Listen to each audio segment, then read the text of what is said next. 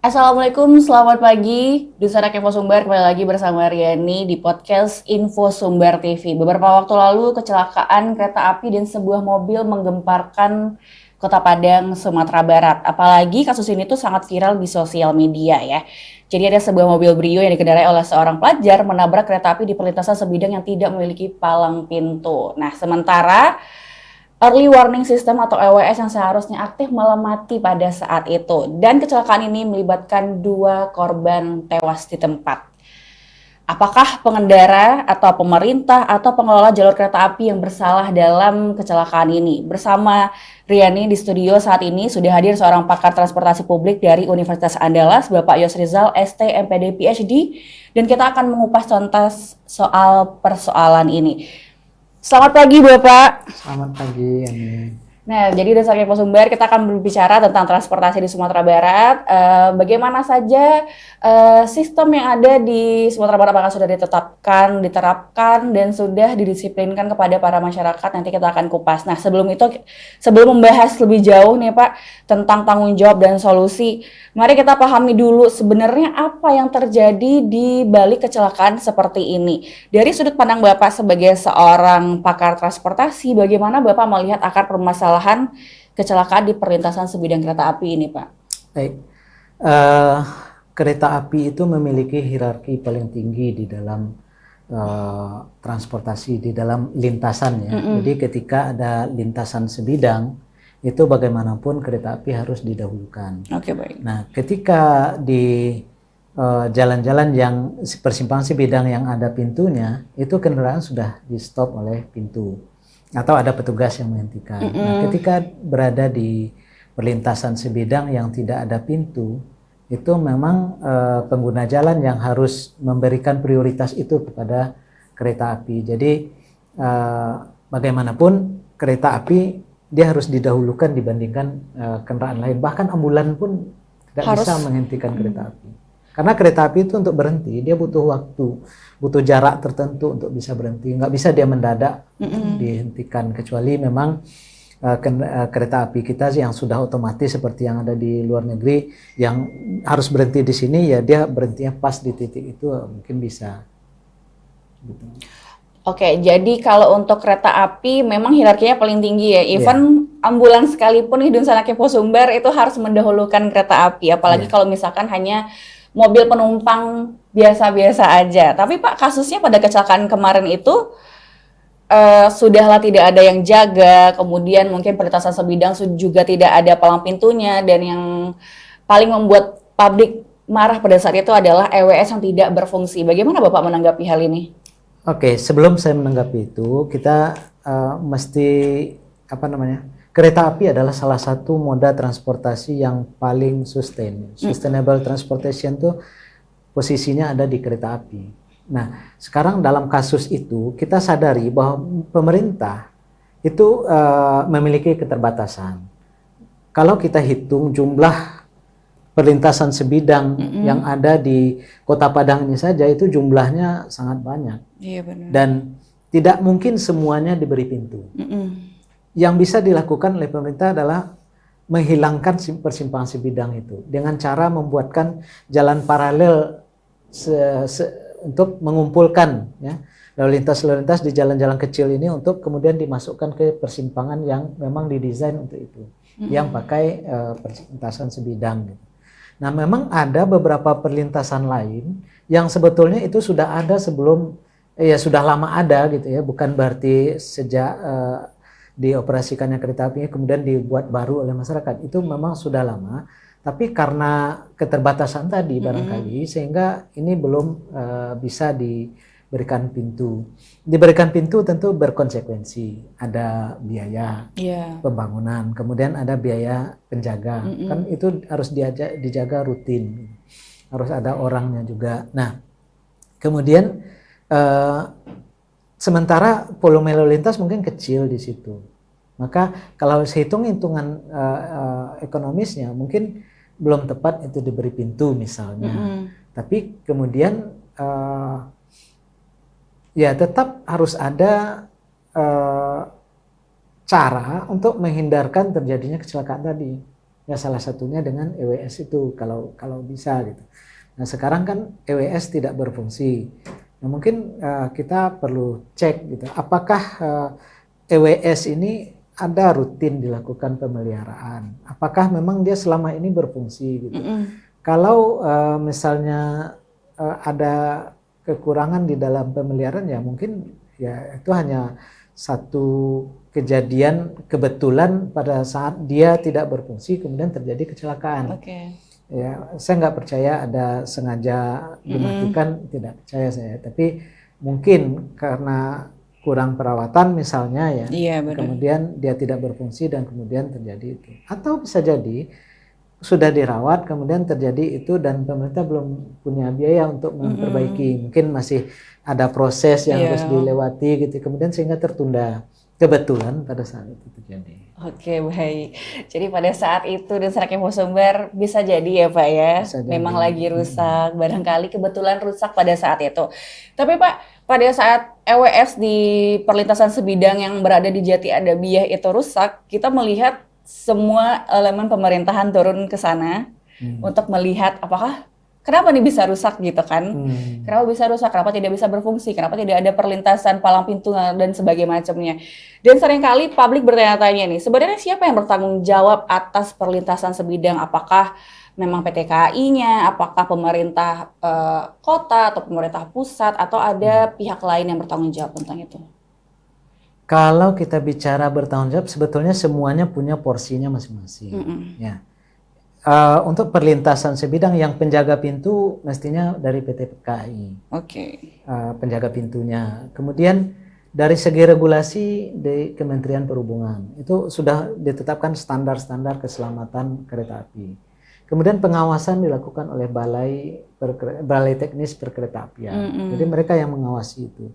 Dan kemudian pemerintah provinsi mungkin dalam hal memberikan rambu di jalan rayanya. Ya, kalau jalan itu jalan provinsi ya berarti pemerintah provinsi, kalau jalan itu jalan kota ya pemerintah kota gitu. Kemudian mungkin di luar dari regulasi itu untuk meningkatkan keselamatan warganya mungkin ya wali kota bisa melakukan sesuatu, peringatan, sosialisasi dan sebagainya. Masyarakat sendiri juga harus punya peran sendiri untuk mengatasi. Kita kan bisa lihat ada di beberapa tempat itu ketika ada orang nyelonong kemudian ada masyarakat di situ menstop gitu. Itu bentuk partisipasi masyarakat dalam menghindarkan terjadinya kecelakaan seperti itu. Oke, baik. Tapi Pak, faktanya katanya sebenarnya di perlintasan itu ada masyarakat yang jaga, bukan orang dari PT KAI atau dari balai atau pemerintahan ya dan Densarak Infosumber ya.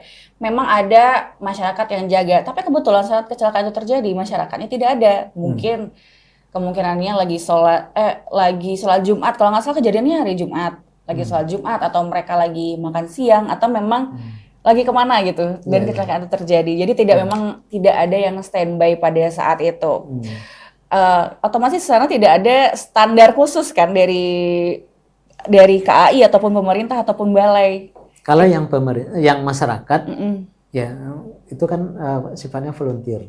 Artinya itu sukarela. Mereka nggak digaji kan? Benar. Kalau mereka digaji mereka dituntut tanggung jawabnya. Tapi mereka nggak digaji. Mereka hanya membantu masyarakat di sana. Kemudian mungkin ya mereka mengharapkan juga ada belas kasih dari pengguna jalan gitu ya sebagai bentuk terima kasihnya misalnya. Itu hanya sebatas sukarela, volunteer, bukan tugas mereka. Jangan gantungkan minta tanggung jawab mereka di situ.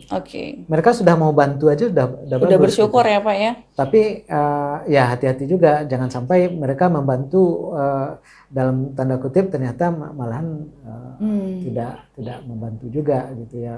Bisa jadi karena mereka terjadi hambatan di dalam arus lalu lintas dan sebagainya. Itu nggak boleh kan dalam konteks lainnya.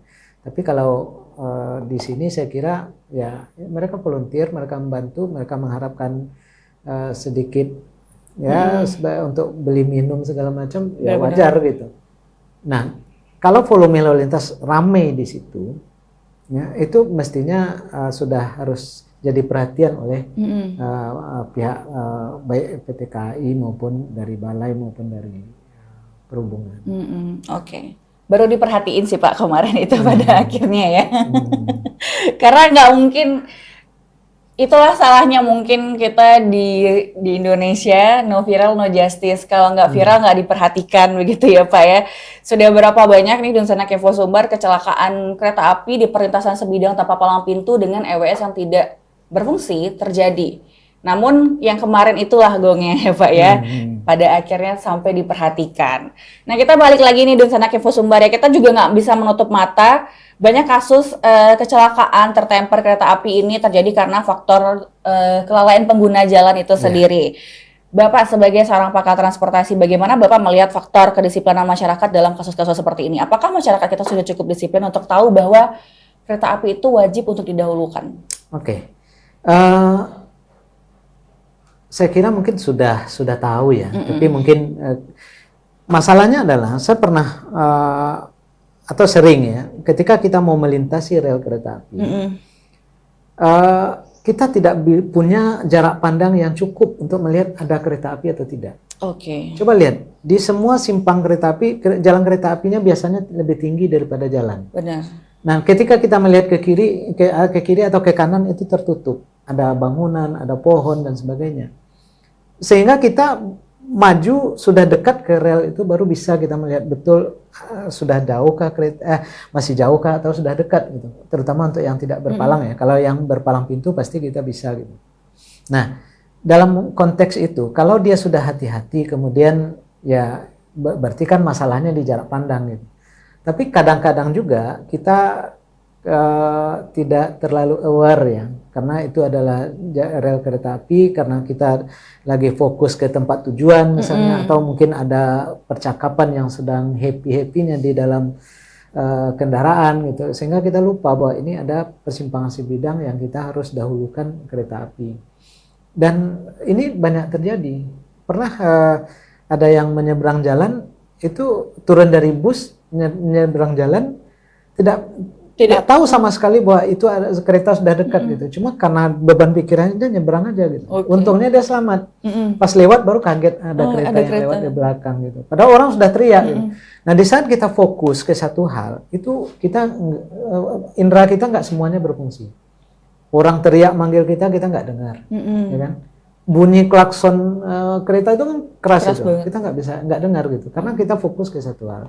Jadi bagi pengemudi tentu fokusnya adalah fokusnya keselamatan di dalam mengendarai kendaraan. Itu yang harus, jangan dia ikut dalam pembicaraan, dalam gosip atau dalam segala macam yang ada di kendaraan itu. Kalau dia lagi pikirannya lagi banyak beban, jangan menyetir. Apalagi kalau mabuk. Jadi fokus ya. Harus jadi kita nggak fokus. bisa bilang kalau masyarakat tidak teredukasi, pasti mereka teredukasi ya Pak ya? Mudah-mudahan ya. Mudah-mudahan. Tapi jangan bukan berarti pemerintah menganggap sudah semuanya. Sosialisasi tetap harus dilakukan. Sosialisasi tetap harus dilakukan. Tapi apakah Bapak melihat bahwa dari pihak PT KAI ataupun Balai Perkeretaapian, apakah mereka sudah melakukan edukasi keselamatan secara maksimal? Karena sejauh ini tingkat kecelakaan kereta api itu masih tinggi sekali, Pak. Iya. Saya yakin mereka sudah melakukan, tapi mungkin perlu ditingkatkan. Misalnya dengan datang ke sekolah-sekolah, ya kan, termasuk juga dari aparat. Kita di kampus Universitas Sendala kita mendatangkan kepolisian untuk mengedukasi mahasiswa kita bagaimana keselamatan di dalam berlalu lintas gitu. Nah, mungkin PT KAI juga perlu melakukan hal-hal seperti ini. Jadi karena kalau orang tua biasanya dia sudah punya pengalaman banyak sehingga dia biasanya lebih aware gitu. Tapi yang anak-anak muda ini perlu diedukasi lebih gitu, diingatkan. Apalagi sejak tahun 2003 itu kereta api kita ini sudah close, tidak beroperasi gitu. Sehingga orang yang masa kecilnya di waktu-waktu itu dia nggak merasakan adanya kereta api. Tiba-tiba kok sekarang ada kereta api gitu. Jadi ada miss di situ sehingga perlu diedukasi kembali. Kalau yang tahun 2003 masih sudah dewasa itu pasti ingat kereta api salah satu pembunuh di persimpangan gitu. Yang itu sudah sering sekali. Oke, baik ya. Jadi kalau untuk kelompok usia muda pendekatannya adalah dengan cara sosialisasi ke mereka ya Pak ya. Sosialisasi, ya. Memang harus diajarkan banget. Ya. Karena mereka tidak merasakan Dusun Kepo Sumbar ada kereta api, jadi kayak perasaan aware-nya belum tumbuh pada saat itu. Tapi kita nggak ini juga ya Pak ya, kita nggak denial juga nih. Kalau perkembangan teknologi dalam hal ini juga harus berperan. Seperti tadi di awal kalian juga udah bahas IWS. Ya, Dusun Kepo Sumbar ya, Early Warning System gitu. Diharapkan ini menjadi solusi gitu ya bagi orang-orang yang mungkin nggak tahu jadwal kereta api, tidak bisa, maksudnya tidak aware terhadap kereta api. Karena kan ada juga Pak kasusnya pelat bukan dari Sumatera Barat tapi kecelakaan gitu, karena dia nggak tahu kan jadwal kereta api kapan datangnya gitu, tapi EWS tidak berfungsi di situ. Menurut Bapak sendiri, apakah ada inovasi yang lebih inovatif mungkin dibandingkan EWS ini yang mungkin bisa menjaga palang pintu konvensional gitu? Iya. Sebetulnya kita bisa membuat semacam alat yang dengan sensor ya. Jadi misalnya pintu dipasang pakai pelang pintu tapi bergeraknya berdasarkan sensor. Jadi tidak perlu ada penjaga yang standby misalnya. Tapi ya perlu diuji ya, harus teruji dia dan harus bisa beroperasi terus gitu, harus ada pemeliharaan dan sebagainya. Nah, yang lainnya mungkin apa namanya? Yang manual-manual itu masih perlu kita. Masih perlu. Kalau yang otomatis, katakan ada EWS, EWS itu kalau kita lagi nggak konsen itu nggak bisa. Nggak bisa juga nggak ya, berfungsi dia. Oke. Karena pikiran kita bukan ke sana. Gitu. Sudah hidup pun lampu merah kita kadang-kadang masih menerobos gitu. Benar. Karena tidak sadar gitu. Tapi ada juga yang menerobos karena sadar ya. Sadar ada lampu merah gitu. Itu beda cerita ya. Ya. Tapi yang ini yang tanpa sadar kita menerobos ada. Jadi EWS itu hanya warning yang kalau kita memang dalam mengendarai kendaraan itu sangat fokus gitu. Nah, caranya adalah dengan memaksa mereka untuk fokus. Bagaimana caranya? Yaitu diberikan rubber strip atau apa di jalan itu yang sebelum kan dari cat yang ya, ditebalkan itu kan, sehingga ketika di situ dia bergoncang, pasti dia sopirnya menatap ke depan gitu. Itu yang saya kira itu lebih cepat efeknya gitu. Iya, benar. Karena sopir dari tadi ngobrol tiba-tiba gitu kan dia kaget gitu. Nah, itu masih ada jarak ke tempat dia bisa berhenti dengan baik gitu. Nah, satu lagi yang di pelang berpintu pun itu yang saya lihat sekarang agak aneh itu, dan memang kenapa itu jadi aneh karena perilaku kita juga. Kenapa pelang pintu kita menutup dua arah? Oke, harusnya satu arah saja. Harusnya kan satu arah aja. Oke. Kita yang ke sana aja. Kalau yang dari sini ketutupnya sebelah sana, ya kan? Ini enggak, satu pelang itu sampai dari ujung ke ujung. Iya, dari ujung ke ujung. Kenapa begitu? Karena kebiasaan kita kalau begitu terhenti ke sini masuk ke kanan. Mencari celah ya Pak. Mencari celahnya. Kalau bisa lewat juga gitu kan. Benar. Padahal kenapa mesti tidak boleh penuh seperti itu? Karena orang yang tadinya dia sudah terlanjur lewat sedikit dari palang ini, begitu palang ini turun, masih bisa lah Pak. Dia terkepung ini. Kalau dia maju masuk ke rel, nggak maju dia kadang-kadang dia sudah berada di setengah rel gitu, atau kepalanya sudah kena rel gitu. Maka dia harus bisa melaju terus ke sana gitu. Jangan ditutup juga ini sih. Kalau tutup di sini kan yang ini yang sudah tadinya sudah lewat itu kan tertahan juga oleh palangnya. Kembali. Cuma kita ya itu memang masih ya hebatnya kita hidup di Indonesia ya begitu. Orang kita pandai mencari celah. Jadi begitu kosong sini masuk sini, penuh di sini, masuk ini penuh. Lagi, ya. Nah, tapi enak juga zigzagnya nanti. Begitu palang dibuka kan. Nah. Tapi jadinya menyebabkan kemacetan, Pak. Nah, itu. Soalnya saya pernah merasakan. Jadi ini ada palang dua sisi kiri dan kanan. Kemudian ada kendaraan lain yang juga mengisi di sini gitu. Jadinya terjadi kemacetan saat kereta sudah berlalu gitu ya. Masyarakat, ayo dong, kita disiplin, jangan kayak gitu ya, jangan menerobos, jangan apa. Tapi Pak, Bapak baca nggak komentar-komentar netizen pada saat kecelakaan tragis kemarin itu terjadi? Banyak malah netizen itu meminta untuk, ya udah kereta api nggak usah aja lah beroperasi lagi, ya udah lo tutup aja perlintasan sebidang ini aja, ya udah bungkus aja PT kereta api gitu katanya. Apakah ini apa namanya Pak? Apakah menghapuskan perlintasan sebidang atau pembangunan perkembangan dari PT Kereta Api itu adalah hal realistis yang harus diwujudkan atau gimana? Apa malah kalau misalkan kereta api dihilangkan malah memperburuk transportasi? Sekarang ada kejadian kecelakaan. Begitu kecelakaan, salah satunya kita tutup. Terjadi kecelakaan jalan raya tutup. Terjadi kecelakaan pesawat tutup, kan nggak gitu. Iya benar. Kita harus cari solusinya. Sekarang kereta api ini kita butuh nggak sih? Butuh sekali. Nah, untuk kota-kota modern, ini kereta api angkutannya. Bus dengan apa tuh nggak main lagi. Apalagi kendaraan pribadi. Benar. Kendaraan pribadi itu sebentar saja penuh itu kota. Mau parkir di mana, kemudian macet-macet sepanjang jalan. Sementara kereta api, dia tepat jadwal. Kapasitasnya besar, biaya operasionalnya lebih rendah. Karena dia butuh energi cuma sedikit. Sementara dia bisa bawa banyak gerbong gitu. Lahan yang terpakai juga sempit. Dia nggak seperti jalan raya yang pakai sekian meter. Parkiran ya Pak ya. Kemudian dia parkirnya juga cuma di stasiun gitu. Oleh karena itu, yang perlu dilakukan, yang perlu diapakan oleh masyarakat adalah kebijaksanaan kita. Kita yang harus bijak gitu. Kereta api ini dia prioritasnya itu milik dia, jalan itu dia prioritas utama. Kita yang nerobos, siapa yang salah? Pengendara mobil dan motor. Salahnya mungkin dalam tanda kutip, mungkin tidak salah-salah sekali karena nggak ngeh atau apa gitu ya. Bukan sengaja diterobos ya. Kalau sengaja terobos ya itu udah beda cerita. udah beda cerita ya. Tapi ya dia prioritas. Nggak bisa kita ini. Nah, mungkin begini. Sebetulnya solusi yang sudah diambil untuk daerah air tawar itu udah bagus. Di air tawar itu kan banyak sekali perlintasan bidang dibuat oleh masyarakat sendiri. Bikin warung, bikin buka jalan ke rel kereta api itu nggak boleh.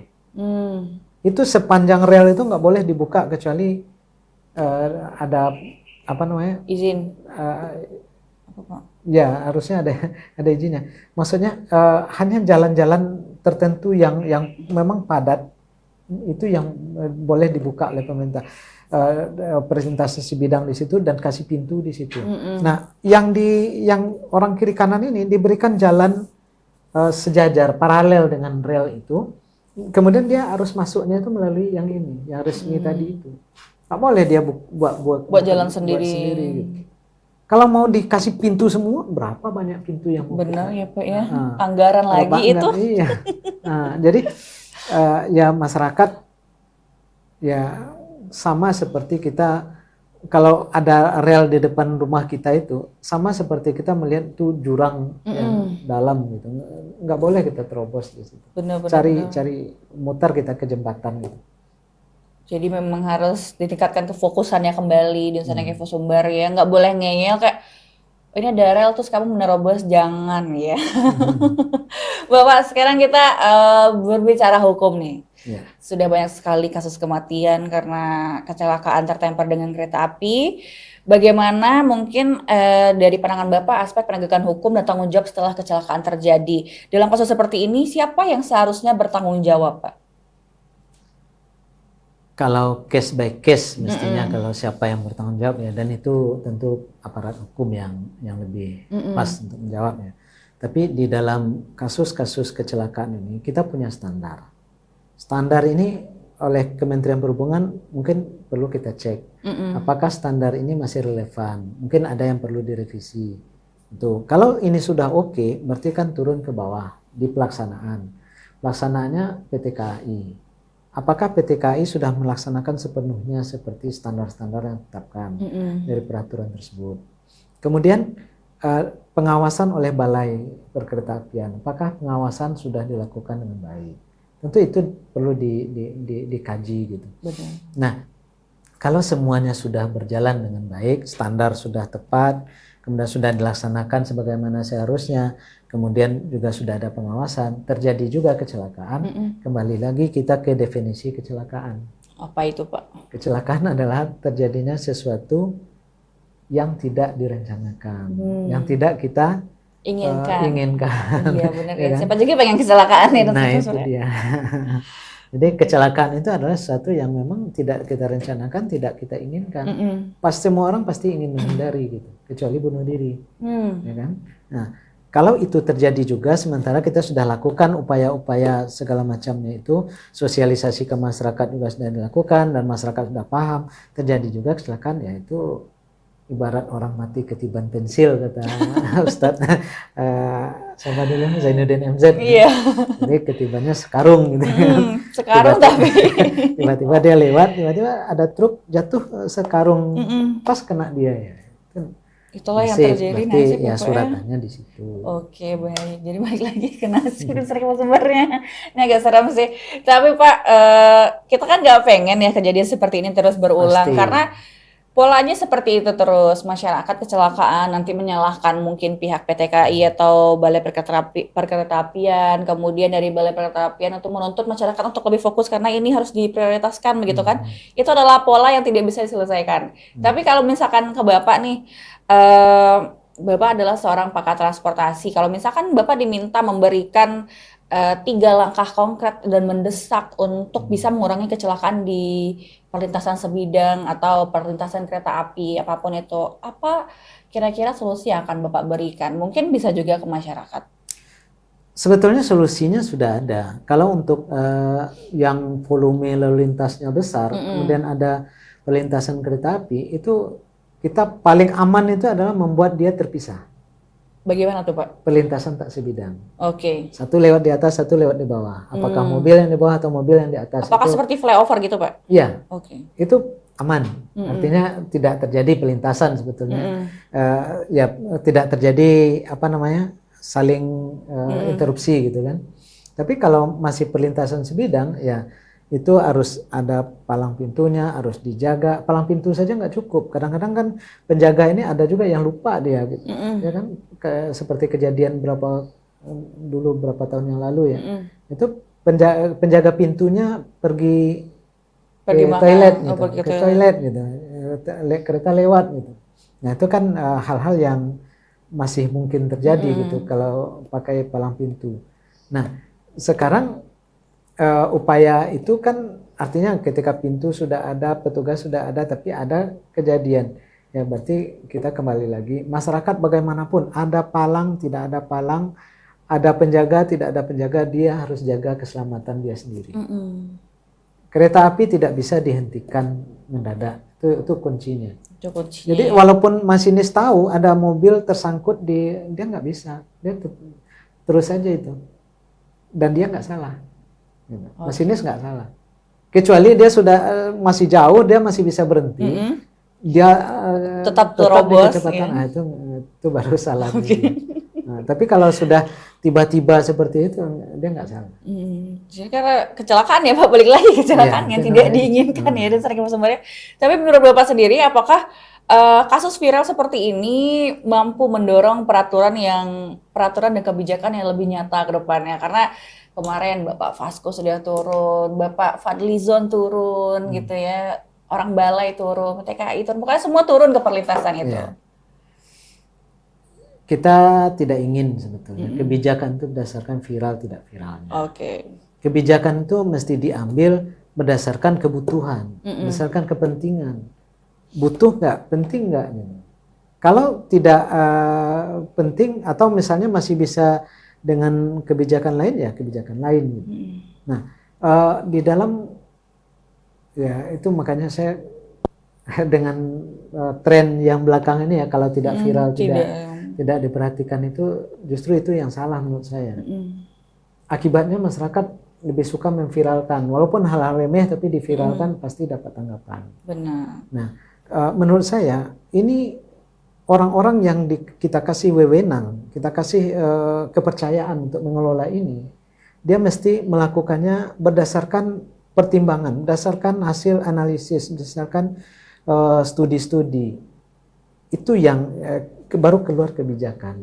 Nggak bisa berdasarkan viral tidak viralnya gitu.